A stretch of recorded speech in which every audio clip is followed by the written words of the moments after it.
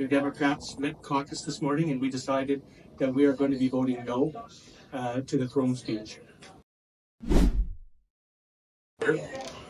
Today, I note that Labour, the FCM, and the Chambers of Commerce have called on this government to take meaningful action to protect jobs and the industry.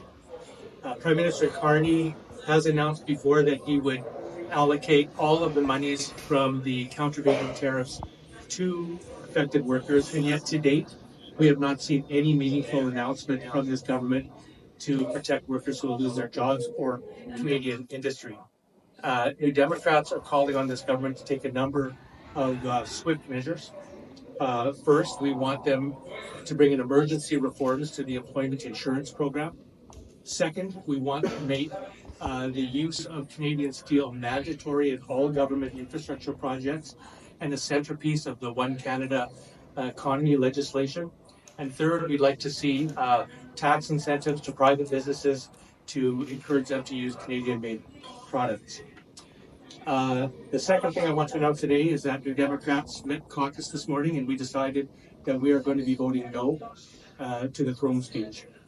1.2 million Canadians sent New Democrats to this Parliament to advocate for working families across this country. And yet, in this throne speech, we don't see those priorities reflected. Millions of Canadians don't have access to an affordable home. They don't have access to timely health care, and they don't have access to the good family-sustaining jobs that they need. And yet, the throne speech doesn't even mention the words health care. You won't even find those words in the throne speech.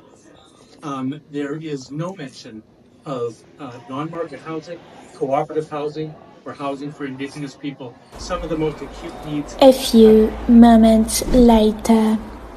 Mr. Speaker, there have been discussions among the parties, and if you seek it, I believe you will find unanimous consent for the following motion: that notwithstanding any standing order or usual practice of the House, A, the address be engrossed and forwarded to His Majesty the King; B, an address be presented to Her Excellency the Governor-General, praying that Her Excellency will be pleased to transmit to His Majesty the King an engrossed address which the Commons of Canada in Parliament assembled adopted in reply to His Majesty's speech at the opening of the first session of the 45th Parliament, and C, the address be engrossed and presented to Her Excellency the Governor-General by the Speaker. All those opposed to the honourable members moving the motion will please say nay. Agreed.